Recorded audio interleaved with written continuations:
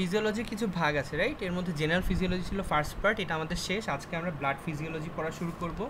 তো ব্লাড ফিজিওলজিতে আমরা মেনলি কী পড়ি, ব্লাডের যে কম্পোনেন্টসগুলো সেগুলো নর্মাল একটা বডিতে কিভাবে থাকে, কি পরিমাণে থাকে, এগুলোর ব্যাপারে আমরা পড়ি ব্লাড ফিজিওলজিতে। তাহলে তোমাদের আগে জানতে হবে ব্লাডে কী কী জিনিস আছে রাইট। তো ফার্স্ট আমাদের যে টপিক সেটাকে আমরা বলি composition and function of blood. Function এটা হলো গিয়ে নর্মাল একটা ব্লাডের মধ্যে কী কী থাকে সেটা আমাদের জানতে হবে, আর এই কম্পোনেন্টগুলোর ফাংশন আমাদের জানতে হবে।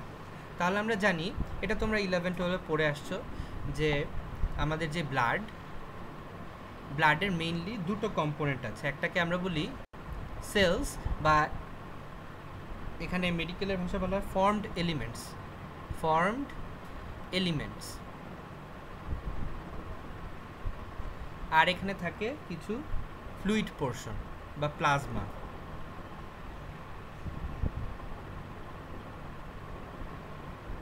আচ্ছা, জেনারেলি ফর্মড এলিমেন্টস থাকে তোমার 45%, আর 55% থাকে তোমার ফ্লুইড পোর্শন।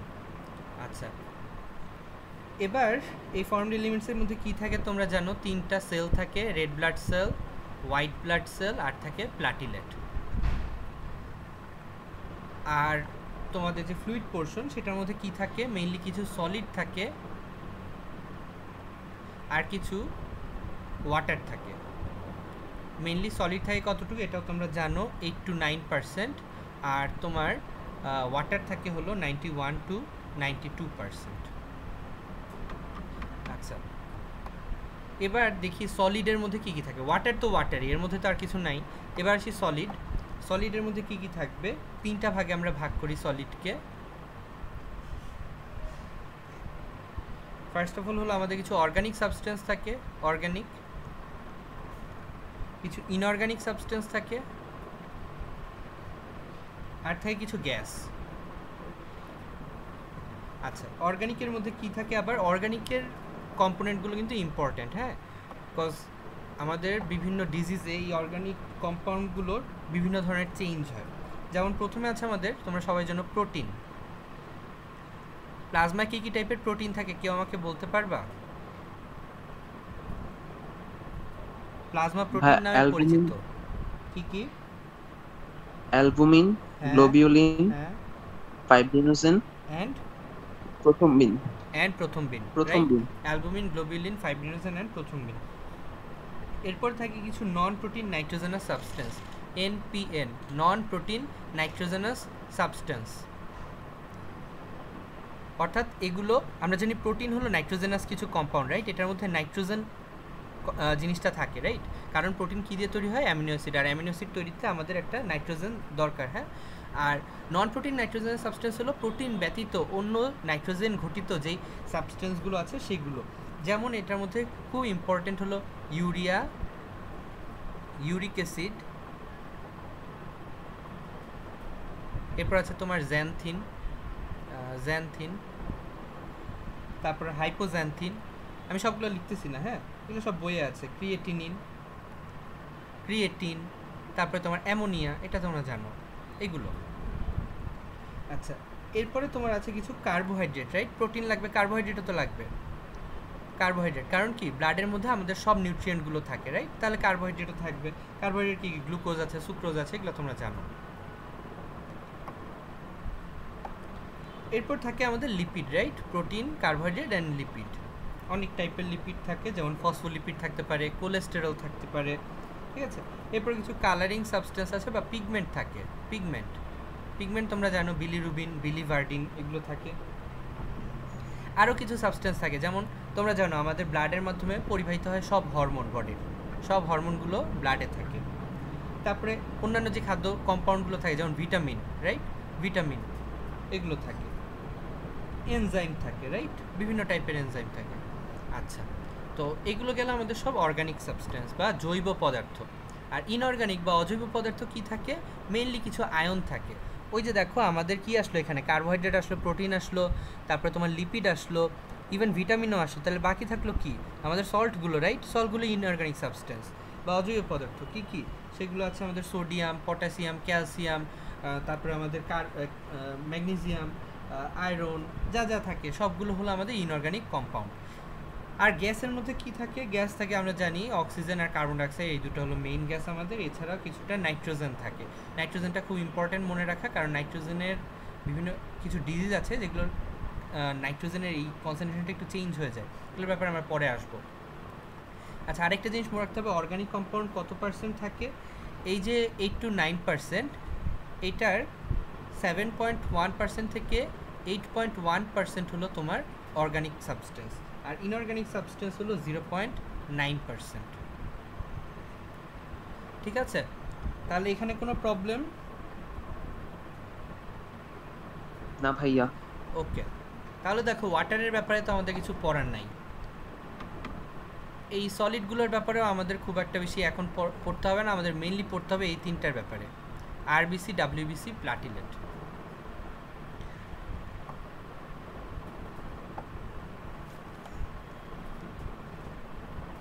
তাহলে এগুলোর ব্যাপারে জানার আগে আমরা একটু ধারণা নিয়ে নেই যে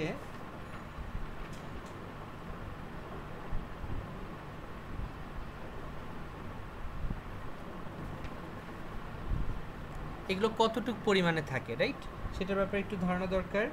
এটা একটু মনে রাখবা যে আরবিসি ব্লাডে কতটুকু থাকে? জেনারেলি 4.9 থেকে 5.5 মিলিয়ন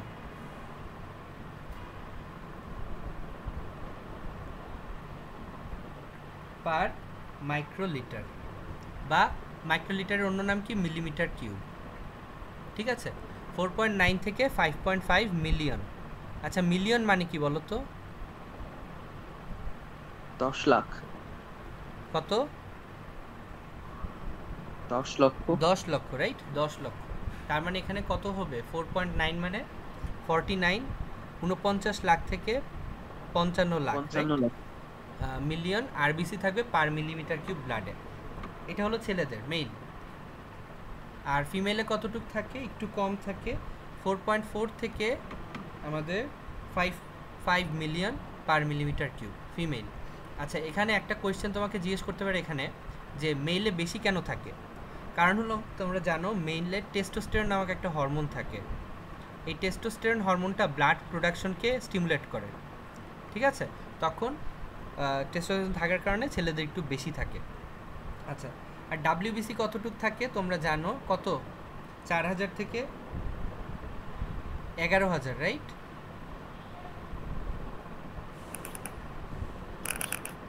পার মিলিমিটার কিউব বা মাইক্রোলিটার। 4000 থেকে 11000 পার মিলিমিটার কিউব। আর প্লাটিলেট কত থাকবে? প্লাটিলেট থাকে generally 2 lakh to 4 lakh, right? 5 lakh, 2 lakh to 5 lakh per millimetre cube, 2 থেকে 5 লাখ। আচ্ছা, এটা গেল। আরেকটা জিনিস তোমাদের একটু জানতে হবে, সেটা হলো আরবিসি, ডাব্লিউবিসি আর প্লাটিলেটের লাইফ স্প্যান। হ্যাঁ, আরবিসি জেনারেলি কতদিন বাঁচে? একটা আরবিসি জেনারেলি 120 দিন, রাইট? 120 দিন, 120 ডেজ। ডাব্লিউবিসির মধ্যে আবার বিভিন্ন ভাগ আছে। ঠিক আছে, ডাব্লিউবিসির তোমরা জানো কিছু গ্র্যানুলোসাইট থাকে, রাইট? নিউট্রোফিল, তারপরে তোমাদের ইউসিনোফিল, বেজোফিল। সেই গ্র্যানুলোসাইট আমি জিডিএফ দেখাচ্ছি। গ্র্যানুলোসাইটগুলো জেনারেলি যদি তোমার ব্লাডে থাকে সেই ক্ষেত্রে সেটা 4 to 8 আওয়ার ধরে স্থায়ী থাকে। আর যদি সেটা টিস্যুতে চলে আসে, আমরা জানি যে আমাদের যেই এই ডাব্লিউবিসিগুলো থাকে সেগুলোর কিছু অংশ ব্লাডে থাকে আর কিছু অংশ টিস্যুতে থাকে। সো টিস্যুতে থাকলে সেটা জেনারেলি 4 থেকে 5 দিন, 4 to 5 ডেজ পর্যন্ত বাঁচতে পারে। আচ্ছা, এরপর আসি আমাদের গ্রানুলোসাইটের পর গ্রানুলোসাইট ইন ব্লাড আর গ্রানুলোসাইট ইন টিস্যু। আচ্ছা, এরপর আছে আমাদের মনোসাইট, রাইট? মনোসাইট জেনারেলি ব্লাডে থাকে এবং এটা জেনারেলি 10 to 20 আওয়ার্স পর্যন্ত স্থায়ী থাকে। আর মনোসাইটটা যখন টিস্যুতে চলে যায় সেটাকে আমরা বলি ম্যাক্রোফেজ। এটা তোমরা 11-12 পড়ে আসছো, ম্যাক্রোফেজ। এইটা জেনারেলি তোমার কয়েক মান্থস পর্যন্ত থাকতে পারে, কয়েক মাস পর্যন্ত। আরেকটা বাকি থাকে কি? গ্রানুলোসাইট গেল, মনোসাইট গেল, আরেকটা কি? Lymphocyte, right? লিম্ফোসাইট থাকে তোমার, ওইটা এরকম মান্থসের মতোই থাকে, উইক টু মান্থস থাকতে পারে। আর প্লাটিলেট কতদিন থাকে? প্লাটিলেট জেনারেলি 4 4 ডে স্থায়ী থাকে। আচ্ছা, তো এই জিনিসগুলো একদম প্রাইমারি, এগুলো সবসময় মুখস্থ রাখতে হবে। আচ্ছা, এবার তাহলে আমরা ফাংশনে চলে যাব। হ্যাঁ, ফাংশন অফ ব্লাড। এই ফাংশনটা যখন তোমাদের জিজ্ঞেস করতে দিবে, তোমরা কিন্তু ব্লাডের যেই ইনগ্রেডিয়েন্টসগুলো আছে বা কম্পোজিশনের মধ্যে যে পার্টিকেলগুলো পাচ্ছ, ওই পার্টিকেলগুলোর যদি আলাদা আলাদা কাজ বলে দাও তাও কিন্তু হয়ে যায়। যেমন দেখো, খুব ইজি, এটা পড়াও লাগে না। যেমন ব্লাডের মধ্যে থাকে আরবিসি। আরবিসির মেইন কাজ কি? মেইন কাজ হলো তোমার অক্সিজেন, কার্বন ডাইঅক্সাইড বহন করা, রাইট? নিউট্রিশন বহন পৌঁছে দেওয়া, মানে অক্সিজেন পৌঁছে দেওয়া টিস্যুকে, এটাই হলো আমাদের আরবিসির মেইন কাজ। ডাব্লিউবিসির মেইন কাজ কি? তাহলে আমরা এখন ফাংশন দেখতেছি। তাহলে একটা ফাংশন আমরা পেয়ে গেছি কি? In respiration, right? রেসপিরেশন। এরপর কি ডাব্লিউবিসির মেইন কাজ কি? আমাদের বডিকে প্রোটেক্ট করা, রাইট? ফ্যাগোসাইটোসিস করা, সো প্রোটেকশন। এবার প্লাটিলেটের মেইন কাজ কি?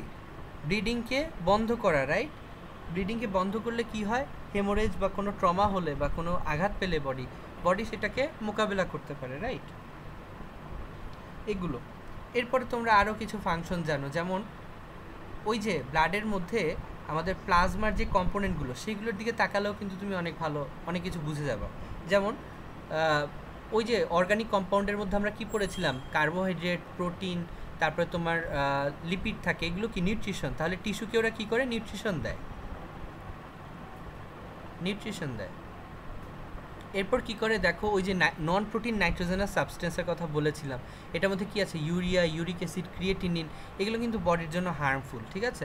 এগুলো ব্লাড কী করে? কিডনিতে নিয়ে যায়, পরে কিডনি এগুলোর অপসারণ করে। হ্যাঁ, তাহলে দেখো এক্সক্রিশনেও এরা হেল্প করে। আরেকটা কাজ তোমরা সবাই জানো, ব্লাড যেখানে থাকে সেই জায়গাটা ওয়ার্ম হয়, সেই জায়গার টেম্পারেচার বেশি হয়, তার মানে কি? বডির টেম্পারেচার রেগুলেশন, এটাও কাজ, ঠিক আছে? এরপর দেখো আরও কী কী কম্পোনেন্ট ছিল। ওই যে হরমোন ছিল, রাইট? তাহলে হরমোন পরিবহন, হরমোন ট্রান্সপোর্টেশন, এটাতে ওরা হেল্প করে। এগুলোই ছিল মোটামুটি ওদের কাজ। এগুলো মনে রাখলে মোটামুটি ফাংশন হয়ে যায়। ফাংশন থেকে রিটেনে আসে না এরকম হঠাৎ, মানে পুরো ব্লাডের ফাংশন, এটা মাঝে মাঝে টিচাররা একদম প্রিলিমিনারি লেভেলে ভাইভাতে জিজ্ঞেস করতে পারে, তখন তোমরা এরকম 6-7টা বললে এরপরে টিচাররা বলে না। দেখো এখানে তো অসংখ্য পয়েন্ট আছে, ব্লাডের তো কাজে শেষ নাই, তো 6-7টা বললেই টিচার খুশি হয়, এরপর নিজেরাই থামায় দেয়, বলে আচ্ছা ঠিক আছে, এটা আর বলা লাগবে না। আচ্ছা, এরপর আসি পরের টপিকে। তো আমরা ব্লাডের ফাংশন দেখলাম, আমরা ফর্মড এলিমেন্টসের ব্যাপারে একটু পরে যাব। আমরা প্রথমে একটু প্লাজমা প্রোটিনের ব্যাপারে পড়বো। এটা তোমাদের প্রথম আইটেম, তোমাদের প্রথম আইটেমে ব্লাড থেকে এই পার্টটা আছে, তো এটা আমরা একটু আগে শেষ করে নিই, এরপর আমরা ব্লাডের ফর্মড পার্টিকেলে যাচ্ছি। আচ্ছা, তো প্লাজমা, হ্যাঁ, প্লাজমায় কী কী অংশ থাকে এটা আমরা দেখে ফেলছি, রাইট? কিছু অর্গানিক, কিছু ইনঅর্গানিক, আর কিছু গ্যাস। তো এখানে আমরা মেইন পড়ব হলো প্লাজমা প্রোটিনগুলোর ব্যাপারে, কারণ কি এই প্রোটিনগুলো বিভিন্ন টাইপের কাজ করে, অ্যান্ড এই কাজগুলো আমাদের ক্লিনিক্যালি খুব ইম্পর্টেন্ট, এই জন্য এগুলোর ব্যাপারে আমরা আলাদা করে জানবো। আচ্ছা, প্লাজমা প্রোটিন কি সেটা আমরা দেখে ফেলছিলাম। Albumin, globulin, fibrinogen and prothrombin, এই চারটা হলো আমাদের মেইন প্লাজমা প্রোটিন। এখান থেকে তোমার প্রথম কোয়েশ্চেনে জিজ্ঞেস করে what is the concentration of this proteins in ব্লাডে এদের কনসেন্ট্রেশন কেমন হয়। অ্যালবুমিনের concentration generally 4.8 gram per decilitre. এখানে ইউনিটটা খুব ইম্পর্ট্যান্ট, হ্যাঁ, টিচাররা জিজ্ঞেস করে। 4.8 গ্রাম পার ডেসিলিটার, এক ডেসিলিটারে 4.8 গ্রাম থাকে। গ্লোবিলিন থাকে 2.3 গ্রাম পার ডেসিলিটার, ফাইব্রিনোজেন থাকে 0.3 গ্রাম পার ডেসিলিটার, আর প্রোথ্রম্বিন থাকে 0.1 গ্রাম পার ডেসিলিটার। এটা হলো তোমাদের প্রথম কোয়েশ্চেন। যদি প্লাজমা প্রোটিন থেকে কোয়েশ্চেন ধরে, প্রথমে এটা অবভিয়াসলি জিজ্ঞেস করবে। আরেকটা কি, তাহলে দেখো এগুলোকে যদি আমি পুরোপুরি যোগ করি, তাহলে দেখবা যে আলটিমেটলি আমরা একটা রেঞ্জ পাই, যেটা হলো পুরো প্লাজমা প্রোটিন কতটুক থাকে, প্লাজমা প্রোটিনের কনসেন্ট্রেশন, মানে এই সবগুলো মিলে কতটুক থাকে ব্লাডে। জেনারেলি সেটা কনসেন্ট্রেশন হয় 6.4 থেকে 8.3 গ্রাম পার ডেসিলিটার। যোগ করে দেখো 4.8, 5.8, 6.1, 6.7, 6.4, 6.5, ওই তো 6.4 থেকে 8.3 এর মধ্যেই থাকে, একটু নড়াচড়া করে আর কি। এগুলো হলো তোমার ভ্যালু, নর্মাল ভ্যালু। আচ্ছা, এর পরের কোয়েশ্চেন তোমাদের জিজ্ঞেস করতে পারে, এটা গেল প্রথম কোয়েশ্চেন, এটা কিন্তু রিটেনেও আসে, হ্যাঁ, what are the normal values of plasma protein. তখন তোমাদের দুইটাই উল্লেখ করতে হবে, এটা উল্লেখ করতে হবে টোটালটা কত, আর এটা হচ্ছে গিয়ে ইন্ডিভিজুয়াল প্রোটিনগুলোর কত। আচ্ছা, এরপরের তোমাদের টপিক আসে এই যে ব্লাড প্লাজমা প্রোটিনগুলো, এই প্লাজমা প্রোটিনগুলো কোথা থেকে তৈরি হয়, হ্যাঁ, কোথা থেকে তৈরি হয়। তোমরা পড়ে আসছো 11-12 যে লিভার হলো, লিভারকে বলা হয় laboratory of the cell, chemical laboratory of the cell. কারণ কি, লিভারে বডির যত প্রোটিন বেশিরভাগই লিভারে তৈরি হয়। তাহলে প্লাজমা প্রোটিনও তো প্রোটিন, রাইট? তাহলে এগুলো কোথায় তৈরি হবে? মেইনলি লিভারে। ঠিক আছে, লিভারে কোন কোন টাইপের প্লাজমা প্রোটিন তৈরি হয়? সব টাইপের, অ্যালবুমিন, গ্লোবিউলিন, তারপরে তোমার ফাইব্রিনোজেন, প্রোথ্রোমিন, সবগুলো, হ্যাঁ। তবে এখানে একটু ডিফারেন্স আছে। আমাদের যে গ্লোবিউলিন প্রোটিন থাকে, গ্লোবিউলিন, এই গ্লোবিউলিন আবার কতগুলো ভাগ আছে, হ্যাঁ, গ্লোবিউলিনের কতগুলো সাব টাইপ আছে। কি কি? আলফা, বিটা, গামা, 3 টাইপের গ্লোবিউলিন আমাদের বডিতে মেইনলি পাওয়া যায়। এর মধ্যে আলফা, বিটা এই দুটো প্রডিউস হবে কোথায়? লিভারে। আর গামা গ্লোবিউলিনটা প্রডিউস হয় কোথায়? প্রডিউস হয় বোন ম্যারোতে। সরি, ভুল বলছি, গামাটা প্রডিউস হয় তোমার প্লাজমা সেলে। আচ্ছা, এটা কেন? আচ্ছা, যেহেতু সবগুলো প্রোটিন লিভারে প্রডিউস হচ্ছে, দ্যাট মেক্স সেন্স, রাইট? হওয়ারই কথা। কিন্তু গামাটা কেন হয়? আচ্ছা, গামা গ্লোবিউলিনের আরেকটা নাম আছে, এটাকে আমরা বলি অ্যান্টিবডি। তোমরা কি অ্যান্টিবডির নাম শুনছো? অ্যান্টিবডি কি কাজ করে জানো? জি ভাইয়া। কি কাজ করে বলো তো? ভাইয়া, ও হলো মানে আগত রোগ জীবাণুকে চিনে রাখে এবং পরবর্তীতে ধ্বংসে সাহায্য করে। হ্যাঁ, ঠিক আছে, মানে ওরা মেইনলি আমাদের যে ইমিউনোলজিক্যাল যে ডিফেন্স সিস্টেম, আমাদের বডি যে নর্মাল প্রতিরক্ষা ব্যবস্থা, এটার সাথে জড়িত হলো অ্যান্টিবডি। তাহলে দেখো, অ্যান্টিবডি যেহেতু ইমিউনোলজিক্যাল সিস্টেমের সাথে জড়িত, তাহলে এটা কে প্রডিউস করবে? কোনো না কোনো white blood cell, right? Mainly কোনটা? Plasma cell. প্লাজমা সেল এক টাইপের হোয়াইট ব্লাড সেল। এইটা হলো আমাদের যে হোয়াইট ব্লাড সেলের তোমরা টাইপসগুলো জানো, গ্র্যানুলোসাইট, অ্যাগ্রানুলোসাইট। অ্যাগ্রানুলোসাইটের মধ্যে আবার আছে মনোসাইট, লিম্ফোসাইট। এই লিম্ফোসাইটকে আমরা আবার দুই ভাগে ভাগ করি। কি কি? T lymphocyte and B lymphocyte, এটা তোমরা জানো। এই যে বি লিম্ফোসাইট, এগুলোই বড় হয়ে আকারে যখন ম্যাচিওর হয়ে এগুলো প্রডিউস করে প্লাজমা সেল। ওই সেলটাকেই ম্যাচিওর বি লিম্ফোসাইটকে আমরা বলি প্লাজমা সেল। এই প্লাজমা সেলগুলো অ্যান্টিবডি তৈরি করে। আর প্লাজমা সেল যেহেতু প্রতিরোধ ব্যবস্থার সাথে জড়িত, তাহলে অ্যান্টিবডিও তৈরি করা তারই কাজ হবে। তাহলে বোঝা গেল? আচ্ছা, এখন এই যে এগুলো দেখলাম, এগুলো কিন্তু তোমার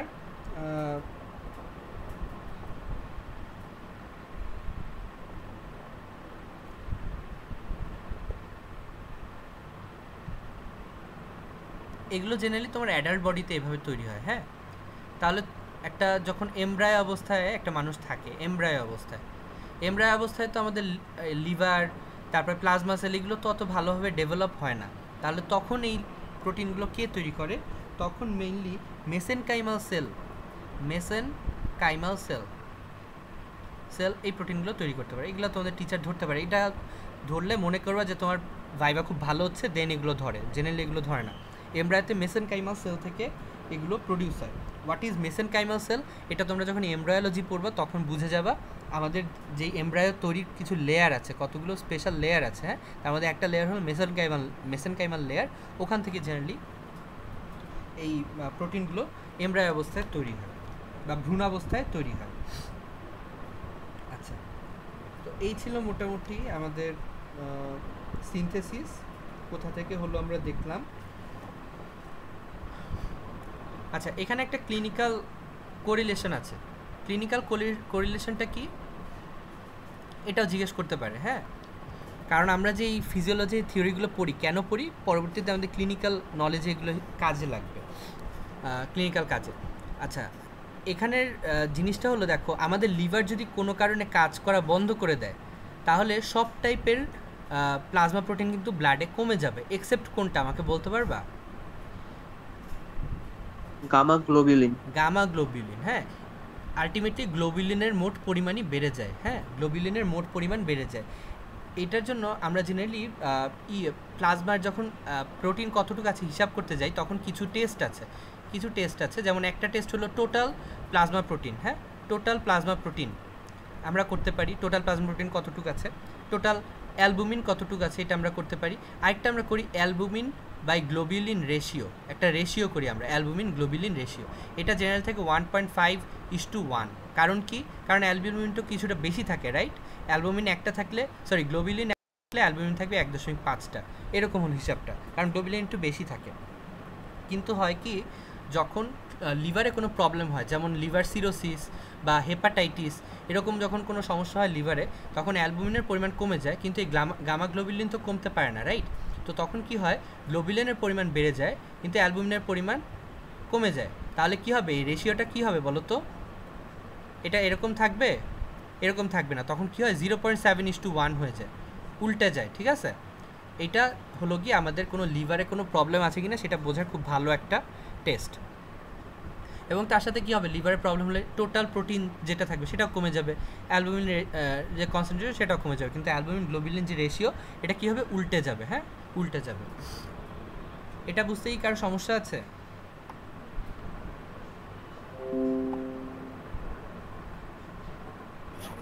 না ভাইয়া। ওকে, দেন আমরা চলে যাই নেক্সট কোয়েশ্চেনে।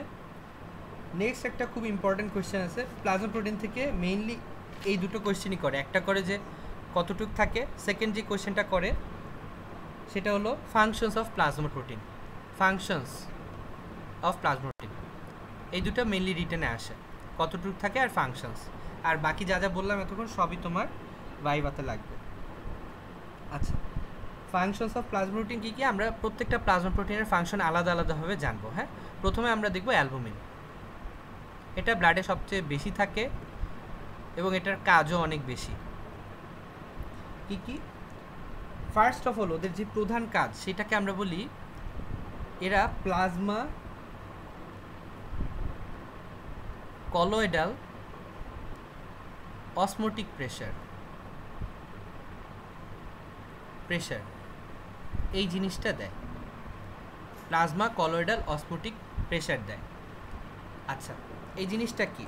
তোমরা অসমোসিসের ব্যাপারে পড়ে আসছো 11-12-এ, রাইট? জি ভাইয়া। আচ্ছা, তোমরা জানো অসমোসিসে কি করা হয়, একটা অর্ধভেদ্য বা একটা সিলেক্টিভলি পারমিয়েবল মেমব্রেন দিয়ে দুটো দ্রবণ বা সলিউশন আলাদা করা থাকে। একটা সলিউশনে দ্রবের ঘনমাত্রা অনেক বেশি থাকে, ধরো ডান পাশের এটা দ্রবের ঘনমাত্রা অনেক বেশি, আর বাম পাশের এটা মনে করো যে দ্রবের ঘনমাত্রা অনেক কম। তাহলে আমাকে বলো যে কোন দিক থেকে কোন দিকে পানি যাবে? অবশ্যই বাম থেকে ডানে পানি যাবে, রাইট? আচ্ছা, এর কারণটা কি, বাম থেকে ডানে কেন পানি যায়, কেউ কি জানো? ভাইয়া, বামে হলো মানে দ্রাবক যেটা ছিল, দ্রাবক পানির পরিমাণটা বেশি, আর হ্যাঁ ডান পাশে হলো দ্রাবক পানির পরিমাণটা কম। হ্যাঁ, কিন্তু কেন যায়? এখানে তো যায় হলো আলটিমেটলি এই যে সলিউটগুলো আছে না বা দ্রবগুলো আছে না, এই দ্রবগুলো, অর্থাৎ ডান পাশের এই দ্রবটা বাম পাশের এই দ্রবের উপর একটা চাপটা হলো নিজের দিকে একটা চাপ দেয়। হ্যাঁ, ও কি করে, বাম থেকে ডানে একটা প্রেশার ক্রিয়েট করে, একটা সাকশন প্রেশার আছে না, সাকশন প্রেশার ক্রিয়েট করে। তোমরা ভ্যাকিউম ক্লিনার দেখছো, রাইট? ভ্যাকিউম ক্লিনারের কী হয়, এরকম একটা মুখ থাকে, রাইট? ওই মুখটা দিয়ে কি করে যত ময়লা টয়লা আছে সব টেনে ভিতরে নিয়ে যায়। ঠিক আছে, এটা অনেকটা ভ্যাকিউম ক্লিনারের মতো কাজ করে। যেই পাশে যত বেশি দ্রব থাকে সেই দ্রবটা তার দিকে তত বেশি সাকশন প্রেশার ক্রিয়েট করতে পারে। এর ফলে কি করে, ও সাক করে টেনে অন্য পাশ থেকে দ্রবণ নিজের দিকে নিয়ে আসতে পারে। বোঝা গেল? এই যে সাকশন প্রেশার, এটাকেই আমরা বলি অসমোটিক প্রেশার। অসমোটিক প্রেশার, ঠিক আছে? তাহলে কোনো দ্রবণে যত বেশি দ্রব থাকবে তার অসমোটিক প্রেশার কী হবে বলো তো, বেশি হবে। তাহলে সেদিকে অসমোসিস হওয়ার প্রবণতা তত বেশি হবে। এটা কি বুঝতে পারছো সবাই? জি ভাইয়া। আচ্ছা, এখন দেখো, এটা ধরো আমাদের ব্লাড ভেসেল, আর এর চারপাশে ধরো টিস্যু আছে, টিস্যু স্পেস। আমি গতদিন তোমাদের extra cellular space, intracellular space, interstitial space এগুলোর ব্যাপারে বলেছি। তাহলে এটা যদি ভেসেল হয়, ভেসেলের চারপাশে যে স্পেসটা ভেসেল আর সেলের মধ্যে অবস্থিত, এই স্পেসটাকে কি বলে, কেউ বলো? এটা গতদিন বলেছি আমি। Interstitial space. Interstitial space. Interstitial স্পেসে কি থাকে মনে আছে তোমাদের? Extracellular fluid. হ্যাঁ, এক্সট্রাসেলুলার ফ্লুইড। এক্সট্রাসেলুলার ফ্লুইড দুইটা কম্পার্টমেন্টে থাকে, একটা হলো ইন্টারস্টিশিয়াল স্পেসে থাকে, আরেকটা হলো ব্লাড ভেসেলে থাকে, রাইট? দুটো মিলিয়ে তো এক্সট্রাসেলুলার ফ্লুইড। এর মধ্যে ইন্টারস্টিশিয়াল স্পেসে যে ফ্লুইডটা থাকে সেটাকে আমরা বলি কি ইন্টারস্টিশিয়াল ফ্লুইড, তাই না? আচ্ছা, এখন দেখো আমাদের ব্লাডের মধ্যে যেই কম্পোনেন্টগুলো থাকে ইন্টারসেলুলার ফ্লুইড, ইন্টারস্টিশিয়াল ফ্লুইডে কিন্তু সেই কম্পোনেন্টগুলো থাকে না। যেমন কি ব্লাডের মধ্যে আমাদের আরবিসি থাকে, ডাব্লিউবিসি থাকে, প্লাটেলেট থাকে, সব সেলগুলো থাকে। এগুলো কি ইন্টারস্টিশিয়াল স্পেসে থাকে? না, অবভিয়াসলি না। এবং ব্লাডের মধ্যে অনেক বেশি তোমার প্রোটিন থাকে, এই প্রোটিনগুলোর কিন্তু বেশিরভাগই আমাদের ইন্টারস্টিশিয়াল ফ্লুইডে থাকে না, ঠিক আছে?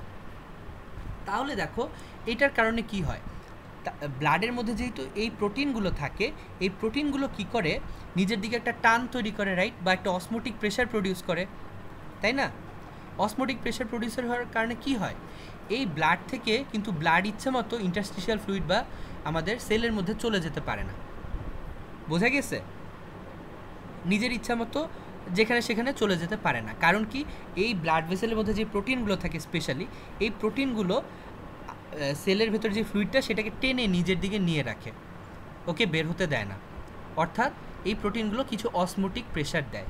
এটাকে আমরা কি বলি, প্লাজমা। যেহেতু এটা প্লাজমার মধ্যে আছে প্রোটিনগুলো, সেজন্য আমরা কি বলি, প্লাজমা কলয়েডাল। কারণ কলয়েডাল সাবস্টেন্সগুলোই জেনারেলি দেয়। তোমরা ক্রিস্টালাইন, কলয়েড এগুলো শিখে আসছো 11-12। কলয়েড কোনগুলো? যেগুলো আকার একটু বড়, রাইট?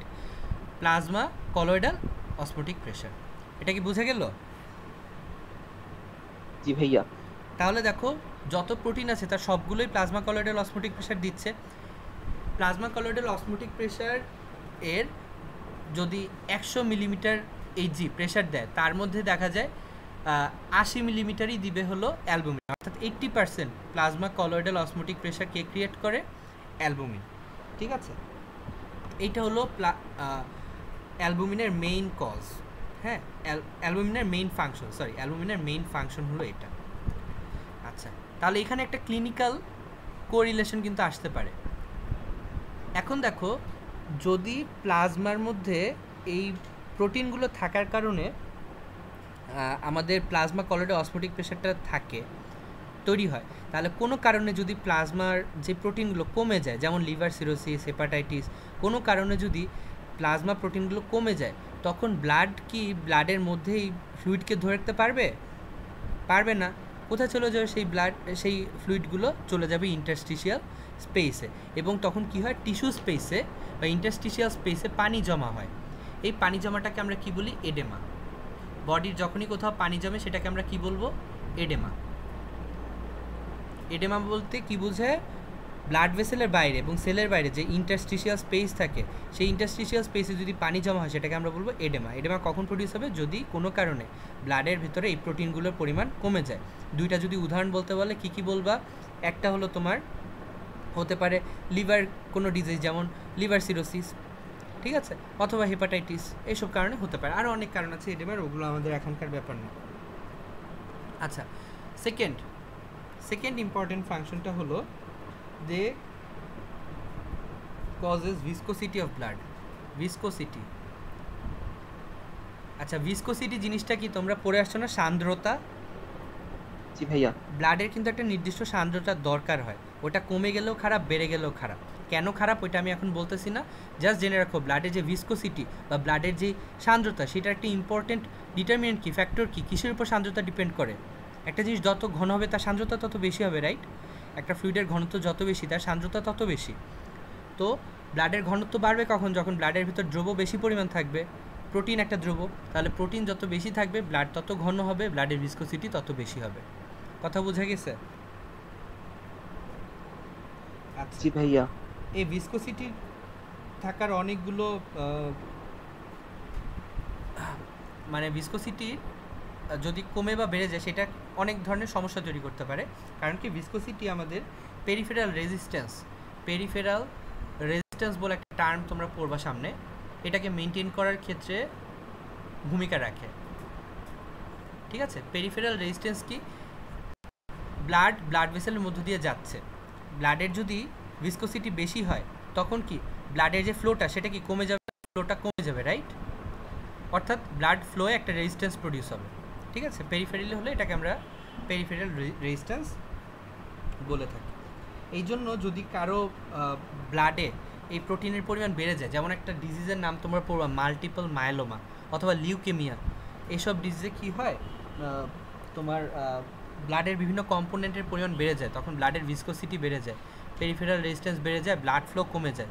তো ব্লাড ফ্লো কমে গেলে কী হয়, বিভিন্ন অর্গানে ব্লাডের যেই সাপ্লাইটা সেটাও কমে যাবে, তখন বিভিন্ন অর্গানে বিভিন্ন টাইপের সমস্যা দেখা দেবে। আচ্ছা, এরপরে 3 নাম্বার, এটা তোমরা 11-12 পড়ে আসছো, বাফার, তাই না? ব্লাডের প্রোটিনগুলো একটা বাফার দেয় না? 3 টাইপের বাফার পড়ে আসছো তোমরা, bicarbonate, phosphate and protein buffer. এই হলো সেই প্লাজমা প্রোটিন বাফার। এবং এই বাফারগুলো কি করে, অ্যাসিড বেজের যে ব্যালেন্সটা, অ্যাসিড বেজের ব্যালেন্সটা মেনটেন করে।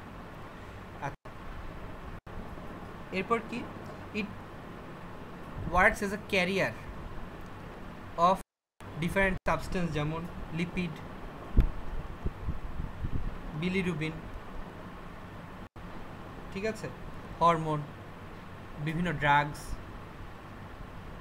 এগুলোর তোমার ক্যারিয়ার হিসেবে কাজ করে। এখন এই জিনিসটা কি, এখানে যে জিনিসগুলো তোমরা দেখতেছো, লিপিড, হরমোন, সব হরমোন না, কিছু হরমোন, তারপরে তোমার কিছু ড্রাগস, স্পেশাল কিছু ড্রাগস, বিলিরুবিন, এই জিনিসগুলো হলো মেইনলি নন পোলার সাবস্টেন্স। আর ব্লাড কি, ব্লাডের মধ্যে পানি থাকে, রাইট? তাহলে ব্লাড হলো মেইনলি একটা পোলার সাবস্টেন্স।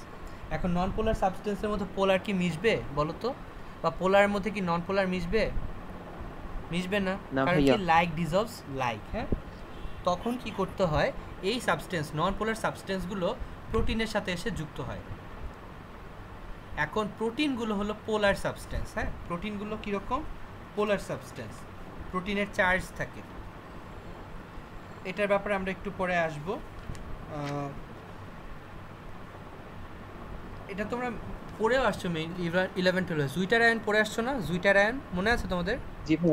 জি ভাই, সেল কেমিস্ট্রিতে পড়ছি। হ্যাঁ, সেল কেমিস্ট্রিতে পড়ে আসছো। জুইটার আয়ন হিসেবে থাকে প্রোটিনগুলো।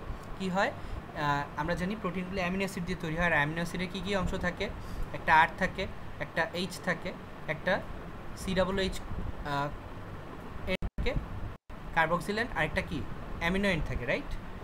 তো কি হয়, এই এইচটা এখানে চলে আসে, এনের সাথে চলে আসে, গিয়ে NH3+ হয় আর COO- হয়, রাইট? তো এইটাকে আমরা বলি জুইটার আয়ন। জেনারেলি প্রোটিনগুলো ব্লাডের মধ্যে জুইটার আয়ন হিসেবেই থাকে, অর্থাৎ এগুলো যেহেতু অ্যামিনো অ্যাসিডগুলো জুইটার আয়ন থাকে, তাহলে প্রোটিনগুলো তোমার চার্জযুক্তই থাকে। এবং এজন্য কি হয়, যে প্রোটিনগুলো আছে এগুলো জেনারেলি পোলার কম্পাউন্ড। তো এই পোলারগুলো এই নন পোলারের সাথে যুক্ত হয়ে কী করে, এই পুরো নন পোলারকে একসাথে ওয়াটারের মধ্যে ডিজলভ হতে সাহায্য করে, অর্থাৎ ব্লাডের মধ্যে ডিজলভ হতে সাহায্য করে। এবং তখন এই প্রোটিনের সাথে বাউন্ড অবস্থায়, বাধা অবস্থায়, এই লিপিড, বিলিরুবিন, হরমোন, ড্রাগস, এগুলো কী হয়, বিভিন্ন ব্লাডের মধ্যে ট্রান্সমিট হয়ে বিভিন্ন অর্গানে এগুলো চলে যায়। এটা কি বোঝা গেল? এই জন্য একে কী বলা হয়, ক্যারিয়ার। প্রোটিনগুলোকে কী বলা হয়, ক্যারিয়ার। এখানে কোনো কোয়েশ্চেন? না ভাইয়া। ওকে, এগুলো হলো মেইনলি আমাদের কাজ। হ্যাঁ, এই 4টা মনে রাখো, এনাফ। দেন হলো গ্লোবিউলিন। আচ্ছা, গ্লোবিউলিন কি করে, যেহেতু এটা একটা প্রোটিন, সো এটাও কি করবে, প্লাজমা কলয়েডাল অসমোটিক প্রেশার, আমি সংক্ষেপে লিখি প্লাজমা কলয়েডাল অসমোটিক প্রেশার, ঠিক আছে? এইটা জেনারেলি দেয় 20%-এর মতো। 80% দেয় কে, অ্যালবুমিন, আর 20, বাকি 20% দেয় গ্লোবিউলিন, কারণ এই দুটো হলো মেইন, আর বাকিগুলো তো খুব কম পরিমাণ থাকে, ওগুলো অত ম্যাটার করে না। এরপর কি, এরাও কি ভিসকোসিটি মেনটেন করবে, রাইট? ভিসকোসিটিতে এরাও হেল্প করবে। তাহলে এই দুটো কাজ এদের, অ্যালবুমিন আর গ্লোবিউলিনের সেম। আচ্ছা, 3 নাম্বার ফাংশনটা কি, এই যে আমি গ্লোবিউলিন বলছিলাম আলফা, বিটা, গামা, রাইট? এই প্রত্যেকটা আলাদা আলাদা কাজ আছে। মেইনলি আলফাগুলো আর বিটাগুলো, এগুলো মেইনলি ক্যারিয়ার প্রোটিন হিসেবে কাজ করে, এরা ক্যারি করে। তবে আলফা আর বিটাগুলো ডিফারেন্ট সাবস্টেন্সকে তোমার ক্যারি করে। যেমন আলফা 1, যেটা আলফার আবার ভাগ আছে, হ্যাঁ, এর মধ্যে যেটা আলফা 1 গ্লোবিউলিন, এটা কি করে, এটা মেইনলি তোমার লিপিড অ্যান্ড স্টেরয়েড কি, কোলেস্টেরল ডেরিভেটিভ। হ্যাঁ, স্টেরয়েড হলো কিছু কোলেস্টেরল ডেরিভেটিভ, কোলেস্টেরল থেকে এগুলো তৈরি হয়। এই লিপিড আর কোলেস্টেরলগুলোকে কে বহন করে, আলফা 1। দেন আলফা টু কী করে, আলফা টু মেইনলি তোমার কপারকে ওরা ক্যারি করে, এবং এই আলফা টু এর আরেকটা নাম আছে সেরুলোপ্লাজমিন। এটা খুব ইম্পর্ট্যান্ট একটা কম্পোনেন্ট, কারণ এটা যদি কোনো ঝামেলা হয়, একটা স্পেশাল রোগ হয়, রোগটার নাম হলো উইলসনস ডিজিজ। তোমরা কি শুনছো এটার নাম?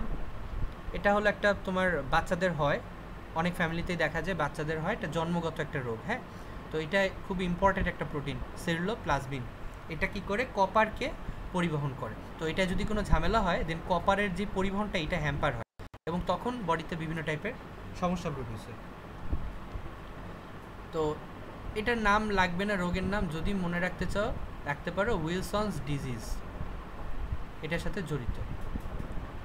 এই ডিজিজগুলো কখন ধরে, যখন খুব ভালো করে কেউ, হ্যাঁ, তখন এগুলো ধরতে পারে, সবাইকে ধরে না। দেন হলো বিটা গ্লোবিলিন মেইনলি তোমার, বিটার মধ্যে আর ভাগ নাই, বিটা মেইনলি তোমার আয়রনকে ক্যারি করে। হ্যাঁ, এবং এটার একটা নাম আছে ট্রান্সফেরিন। এই বিটার অন্য নাম কি, ট্রান্সফেরিন মানে ফেরাসকে এরা ট্রান্সমিট করে, ঠিক আছে, সেখান থেকে নাম আসছে ট্রান্সফেরিন। আচ্ছা, আর লাস্ট হলো গামা গ্লোবিলিন। এটার কাজ তোমরা জানো, রাইট? এটা হলো তোমার অ্যান্টিবডি প্রডিউস করে, তার মানে এটা বডির যে অ্যান্টিবডি, তার মানে এটা বডির যে ইমিউন সিস্টেম সেটার সাথে জড়িত, ইমিউন রেসপন্সে এরা হেল্প করে, ঠিক আছে। তো এগুলো হলো আমাদের গ্লোবিউলিন। আচ্ছা, এরপর আসি আমরা ফাইব্রিনোজের কাজ তোমরা ভালোই জানো। এটা কোথায় কাজ করে, কোয়াগুলেশন, রাইট? ব্লাড কোয়াগুলেশন বা রক্ততঞ্চনে এরা হেল্প করে। তোমরা পড়ে আসছো যে কতগুলো ক্লটিং ফ্যাক্টর ছিল, রাইট?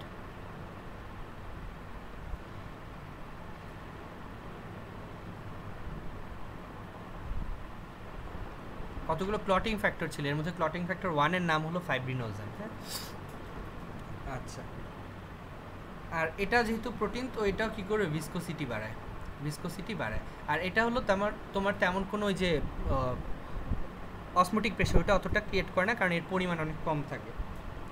আচ্ছা, এবার আসি আমরা লাস্ট প্রথ্রম্বিনও তোমরা জানো, এটাকে আমরা বলি clotting factor 2, right? Clotting factor 2 এর নাম হলো প্রথ্রম্বিন। সো এটাও কী করে, কোয়াগুলেশনে মেইনলি হেল্প করে। এটাই হলো এর মেইন কাজ, আর তেমন কোনো ফাংশনের নাই। আচ্ছা, গেল এটা। এবার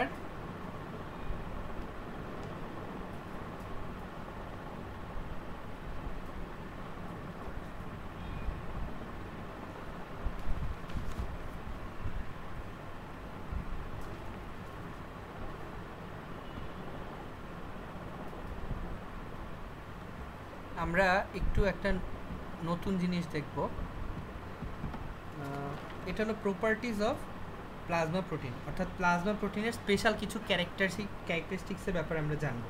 এগুলো তোমাদের জেনারেলি রিটেনে আসবে না, এগুলো মেইনলি ভাইভাতে মাঝে মাঝে ধরতে পারে। হ্যাঁ, স্যামসন রাইট বলে একটা বই আছে, এখানে এটা পাওয়া যায়, এবং এটা খুব একটা মার্কড কোয়েশ্চেন। হ্যাঁ, তোমাদের ভাইভার জন্য অনেক সময় জিজ্ঞেস করে থাকে টিচাররা।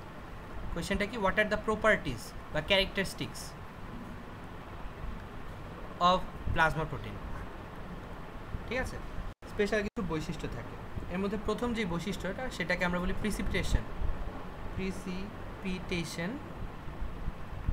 By salt.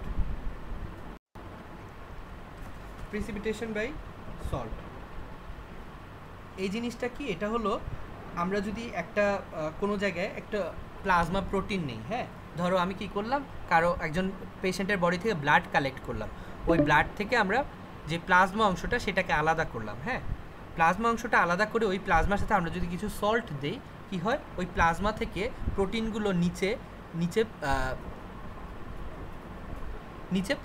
পড়তে শুরু করে। হ্যাঁ, এটাকে আমরা বলি প্রিসিপিটেশন। তোমরা অধক্ষেপ পড়ে আসছো, রাইট? অধক্ষেপ ইংলিশে হলো প্রিসিপিটেশন, অধক্ষিপ্ত হয়। হ্যাঁ, সল্টের সাথে প্রোটিনগুলো বাইন্ড করে এগুলো অধক্ষিপ্ত হয়। জেনারেলি এখানে কোনগুলো দেওয়া যায়, যদি আমরা অ্যামোনিয়াম সল্ট দিই, মেইনলি অ্যামোনিয়াম NH4 এই সল্টটা দিলে মেইনলি আমাদের এই প্রিসিপিটেশনটা হয়, এটা একটু মনে রাখতে হবে। সেকেন্ড অফ অল কি, ফ্র্যাকশনাল প্রিসিপিটেশন। Fractional precipitation. আচ্ছা, এটা কি? এটা হলো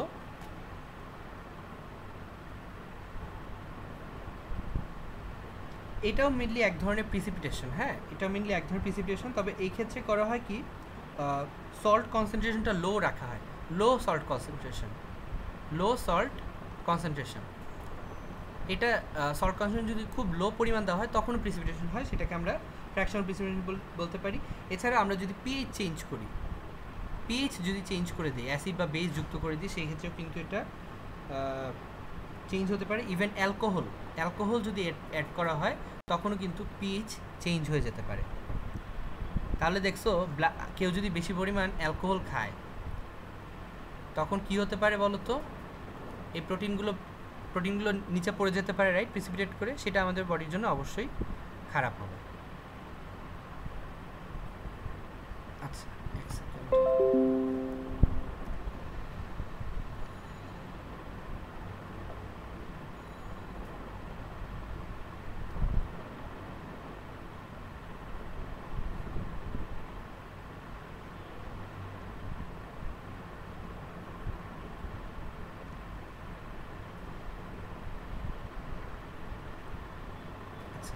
স্ক্রিন কি দেখা যাচ্ছে? জি ভাইয়া, দেখা যাচ্ছে। ওকে। আচ্ছা, দুইটা প্রপার্টিজ গেল। থার্ড প্রপার্টিজ হলো সেডিমেন্টেশন বাই আল্ট্রাসেন্ট্রিফিউজ।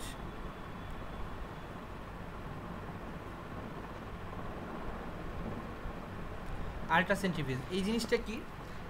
তোমরা সেন্ট্রিফিউজ মেশিনের নাম শুনছো, রাইট? কি করা হয়, এই মেশিনের মধ্যে তোমার ওই বিভিন্ন তরল পদার্থ, লিকুইড নিয়ে খুব জোরে জোরে ঘোরানো হয়। হ্যাঁ, এর ফলে কি হয়, সেন্ট্রিফিউজ হয়ে নিচে পড়তে থাকে, যে অংশগুলো থাকে ওই লিপিডের মধ্যে যে সলিডগুলো থাকে সেগুলো নিচে পড়তে থাকে। এটাকে আমরা বলি সেডিমেন্টেশন। এই প্লাজমা প্রোটিনগুলোরও এরকম সেডিমেন্টেশন হয় সেন্ট্রিফিউজ করলে। আচ্ছা,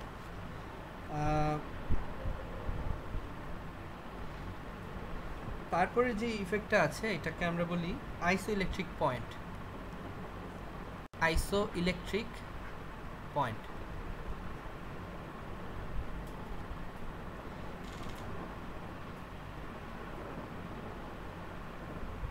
আচ্ছা, আইসো মানে কি? সেম। ইলেকট্রিক মানে কি? মানে চার্জগুলোর কথা এখানে বোঝানো হয়েছে। হ্যাঁ, প্রত্যেক প্রোটিনের একটা নির্দিষ্ট পিএইচ থাকে, যেই পিএইচে এরা সমান পরিমাণ পজিটিভ নেগেটিভ চার্জ বহন করে। যেমন আমরা জুইটার আয়ন দেখেছিলাম, রাইট? জুইটার আয়ন কখন তৈরি হয় বলো তো? যখন পিএইচ 7 থাকে, রাইট? নিউট্রাল পিএইচে এই অবস্থা জুইটার আয়নটা তৈরি হয়, তাই না? 11-12 তোমরা পড়ে আসছো এটা। অর্থাৎ বিভিন্ন প্রোটিনের ক্ষেত্রে ডিফারেন্ট পিএইচে আমাদের এইরকম জুইটার আয়নটা প্রডিউস হয়, আইসোইলেকট্রিক হয়ে যায়। হ্যাঁ, প্রোটিনটায় সমান পরিমাণ পজিটিভ নেগেটিভ চার্জ থাকে। তো অ্যালবুমিনের ক্ষেত্রে সেই পিএইচটা হলো, অ্যালবুমিনের ক্ষেত্রে সেটা কত? 6.4 থাকলে অ্যালবুমিন পিএইচ যদি 6.4 হয় তখন অ্যালবুমিনটা আইসোইলেকট্রিক পয়েন্টে থাকে। আলফা গ্লোবুলিনের ক্ষেত্রে সেটা হলো 5.1, বিটা গ্লোবুলিনের ক্ষেত্রে সেটা তোমার হলো 5.6, আর গামা গ্লোবুলিনের ক্ষেত্রে হলো 6 পিএইচ। তো প্রত্যেক এরকম প্রোটিনেরই কি থাকবে? একটা করে আইসোইলেকট্রিক পয়েন্ট থাকবে। এটাও তাদের একটা স্পেশাল বৈশিষ্ট্য। আচ্ছা, এরপর কি বাফার অ্যাকশন। প্রত্যেক প্রোটিন কি করবে? বাফার অ্যাকশন দিবে, রাইট? এটা আমরা পড়ে ফেলছি। এটা কত নাম্বার? 5 নাম্বার।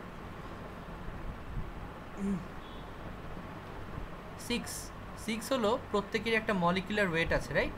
মলিকুলার ওয়েটটাও কিন্তু ডিফার করে। জেনারেলি অ্যালবুমিন হলো সবচেয়ে ছোট প্লাজমা প্রোটিন, অ্যান্ড এইটার মলিকুলার ওয়েট হলো 69,000 ডাল্টন। একইভাবে বাকিগুলো দেওয়া আছে, আমি ওগুলো বলতেছি না। এটা হলো অ্যালবুমিনের, তোমরা বই থেকে দেখে নিতে পারো, এখানে বোঝার কিছু নাই। আচ্ছা, এরপর হলো এরা সবাই আরেকটা গুরুত্বপূর্ণ ক্যারেক্টারিস্টিক্স কি, এরা সবাই অসমোটিক প্রেশার দেয়, রাইট? এটা আমি বলে ফেলছি, তো এটা আমি আর বিশ্লেষণ করছি না। আচ্ছা, এরপর কি, এরা সবাই ভিসকোসিটি মেনটেন করে। Viscosity, right? ভিসকোসিটি দেয়।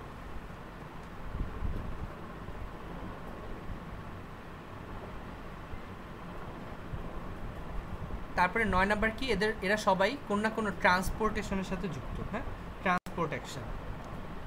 ট্রান্সপোর্ট করতে পারে। ওই যে আমরা দেখলাম অ্যালবুমিন, গ্লোবিলিন সবগুলি মোটামুটি কারো না কারকে তোমার ট্রান্সপোর্ট করতে পারে।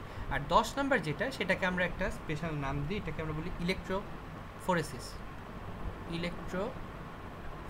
দেখায় এরা, বা ইলেকট্রোফোরেটিক মোবিলিটি এরা শো করে। এই জিনিসটা কি? আচ্ছা দেখো, প্রোটিনগুলো জেনারেলি পোলার সাবস্টেন্স, অর্থাৎ এরা চার্জিত। এখন আমি ধরো কি করলাম, আমি একটা পাত্রের মধ্যে প্লাজমা প্রোটিনগুলো নিলাম। হ্যাঁ, একটা ফ্লুইডের মধ্যে বা প্লাজমাটাই নিলাম আমি। হ্যাঁ, আমি প্লাজমার মধ্যে কি করলাম, দুটো ইলেকট্রোড দিলাম, একটা পজিটিভ ইলেকট্রোড, একটা নেগেটিভ ইলেকট্রোড। পজিটিভ নেগেটিভ দিলে কি হয় মনে আছে 11-12 পড়া? কি হয়,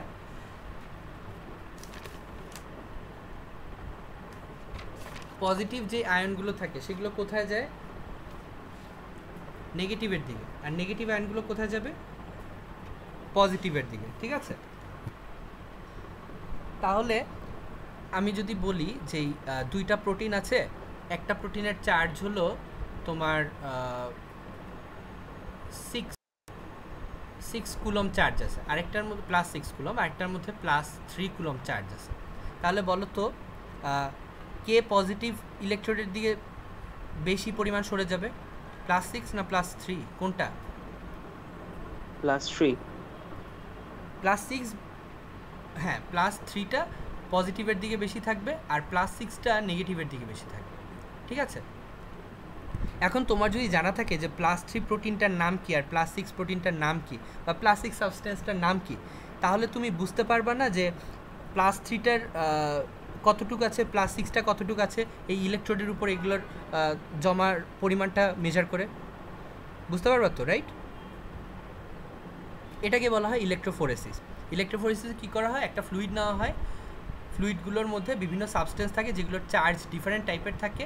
এরপর কী করা হয়, এই ফ্লুইডের সাথে দুটো ইলেকট্রোড যুক্ত করা হয়, এবং ইলেকট্রোড যুক্ত করলে কি হয়, যেগুলো বেশি পজিটিভ চার্জযুক্ত সেগুলো নেগেটিভের দিকে সরে যায়, যেগুলো একটু কম পজিটিভ, যেগুলো চার্জযুক্ত সেগুলো ধীরে ধীরে পজিটিভের দিকে আসতে থাকে। তাহলে কি হয়, যতগুলো সাবস্টেন্স থাকলো সবগুলো সাবস্টেন্স কী হলো, চার্জ অনুযায়ী বিভিন্ন ব্যান্ডে ভাগ হয়ে গেল, রাইট?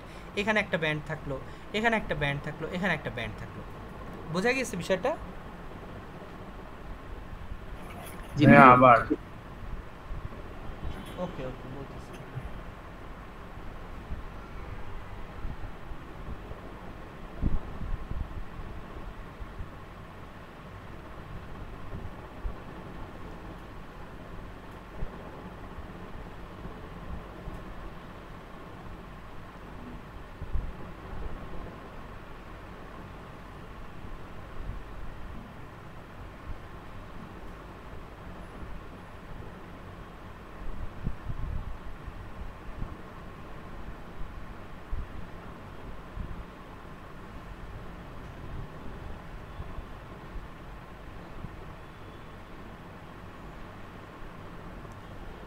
আচ্ছা, আবার বলি। হ্যাঁ, আরেকটা ছবি আঁকি তাহলে। ধরো এটা একটা পাত্র, এই পাত্রের মধ্যে আমি প্লাজমা নিলাম, তাহলে প্রোটিন আছে, রাইট? প্লাজমা প্রোটিনগুলো বিভিন্ন চার্জযুক্ত। হ্যাঁ, এটা একটু মনে রাখো। আমি কি করলাম, এবার এই পাত্রের ভেতরে দুটো ইলেকট্রোড দিলাম, একটা পজিটিভ ইলেকট্রোড, একটা নেগেটিভ ইলেকট্রোড। আচ্ছা, জেনারেলি যে প্লাজমা প্রোটিনগুলো থাকে, এই প্লাজমা প্রোটিনগুলো জেনারেলি নেগেটিভ চার্জযুক্ত থাকে। হ্যাঁ, কারণ কি, আমি কি বললাম, পিএইচ যখন 7 থাকে, পিএইচ যখন 7, তখন এগুলো জুইটার আয়ন হিসেবে থাকে, রাইট? প্রোটিনগুলো জুইটার আয়ন হিসেবে থাকে। কিন্তু আমাদের ব্লাডের পিএইচ কি 7? ব্লাডের পিএইচ কত? 7.35 to 7.45, মানে সামান্য বেসিক, রাইট? সামান্য ক্ষারধর্মী। যখন সামান্য ক্ষারধর্মী হয়, ওই ক্ষারধর্মটাকে কি করে, আমাদের যেই জুইটার আয়নগুলো আছে এগুলো কি করতে চায়, তোমার নিউট্রিলাইজ করতে চায়, রাইট? নিউট্রিলাইজ করে কিভাবে, তোমাদের কি মনে আছে?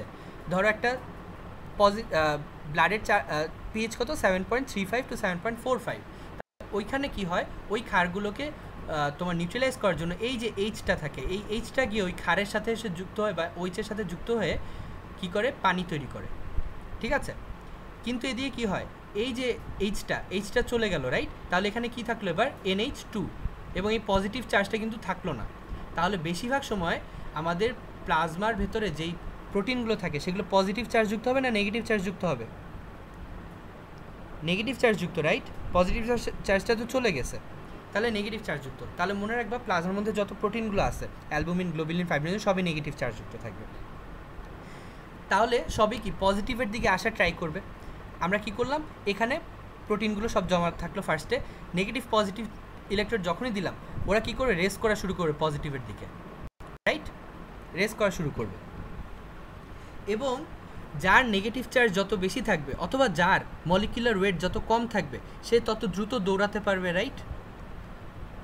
যে যত হালকা হবে সে তত দ্রুত দৌড়াবে, অথবা যার নেগেটিভ চার্জ যত বেশি হবে সে তত দ্রুত দৌড়াবে, ঠিক আছে। অ্যালবুমিনের আকার সবচেয়ে ছোট অ্যান্ড অ্যালবুমিনের চার্জ সবচেয়ে বেশি, হ্যাঁ। এই জন্য অ্যালবুমিন কী করে, সবার আগে দৌড়ায় এখানে চলে আসলো। এরপরে জেনারেলি তোমার আলফা 1 গ্লোবিউলিনের থাকে, এরপরে আলফা 2 গ্লোবিউলিন থাকে, এরপর বিটা গ্লোবিউলিন থাকে, আর লাস্টে গামা গ্লোবিউলিন থাকে। এরকম কতগুলো ব্যান্ডেও ভাগ হয়ে গেল। বুঝা গেছে বিষয়টা? জি ভাইয়া। তো এরপরে তুমি যদি এখান থেকে মেজার করো বা কোনো এক্সরে নাও বা কোনো কিছু করো, কোনোভাবে এটাকে মেজার করে ট্রাই করো, কি করবা, তুমি দেখবা যে কতগুলো ব্যান্ড পাচ্ছ সবার ডানে। সবার এটা যদি পজিটিভ ইলেকট্রোড হয়, এটা যদি নেগেটিভ ইলেকট্রোড হয়, তুমি সবার ডানে এরকম একটা কার্ভ পাবা, তারপরে ছোট ছোট কতগুলো কার্ভ পাবা। এই প্রত্যেকটা কার্ভ এক একটা প্রোটিনকে নির্দেশ করে। এটা হলো আমাদের অ্যালবুমিন, এটা হলো alpha 1 globulin, alpha 2 globulin, beta globulin, gamma globulin, ঠিক আছে। এরকম কিছু তুমি স্পাইক পাবা। তুমি যদি ওইটাকে টেস্ট করো তাহলে এইরকম জায়গায় কিছু স্পাইক পাবা, অর্থাৎ এরকম জায়গায় তুমি কিছু প্রোটিনের কনসেন্ট্রেশন বেশি পাবা। সেখান থেকে তুমি বলতে পারো যে হ্যাঁ, এখানে অ্যালবুমিনের আকার সবচেয়ে ছোট ছিল এবং এটার চার্জ বেশি ছিল দেখে এখানে আমরা অ্যালবুমিন পেলাম। এবং অ্যালবুমিনের এই স্পাইকটা এত বেশি কেন, কারণ ব্লাডে অ্যালবুমিনের পরিমাণ অনেক বেশি থাকে। এটা কি বোঝা গেছে? এভাবে করে কিন্তু আমরা ব্লাডে কতটুকু অ্যালবুমিন, গ্লোবিলিন আছে এগুলো কিন্তু বের করতে পারি, কনসেন্ট্রেশন বের করতে পারি, হ্যাঁ। এই প্রক্রিয়াটাকে বলা হয় ইলেকট্রোফোরেসিস। এবং এদের একটা ক্যারেক্টারিস্টিক কি, ইলেকট্রোফোরেটিক মোবিলিটি হলো ওদের একটা ক্যারেক্টারিস্টিক্স। এই ছিল মোটামুটি আমাদের প্লাজমা প্রোটিন। এখানে কোনো কোয়েশ্চেন কারো?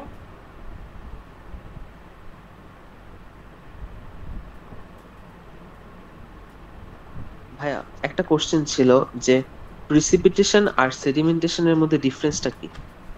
প্রিসিপিটেশন, সেডিমেন্টেশন বলতে বোঝায় কি, ওই যে সেন্ট্রিফিউজ যন্ত্রের মধ্যে মাধ্যমে যখন নিচে পড়ে যায় না, ওইটাকে আমরা মেনলি সেডিমেন্টেশন বলি। আর তোমার যদি আমরা একটা সল্ট ইউজ করি বা পিএইচ কমানো বাড়ানোর মাধ্যমে চেঞ্জ করি কোনো কেমিক্যাল প্রসেসে, সেইটাকে আমরা জেনারেলি এই ক্ষেত্রে তোমার প্রিসিপিটেশন বলেছি। তোমরা তো প্রিসিপিটেশন পড়ে আসছো না, অধক্ষেপ। ওখানে অধক্ষেপটা কেন হয়, বিভিন্ন কেমিক্যাল চেঞ্জের কারণে না। আরেকটা সাবস্টেন্স দিয়ে দিলা, তখন যাবতা কমে যায়, যাবতা ঘনত্ব টনত্ব, ওই যে ওগুলো পড়ে আসছো, রাইট। ওগুলোকে আমরা বলবো তোমার প্রিসিপিটেশন। বোঝা গেল? জি ভাইয়া। ওকে, তাহলে আমাদের কিন্তু প্লাজমা অ্যান্ড প্লাজমা প্রোটিন সব শেষ। এবার আমরা ফাইনালি আসতে পারি আমাদের ব্লাডে। ভাইয়া কল ইন্ড হয়ে যাবে এখনই, মানে সময় শেষ। ওকে ওকে।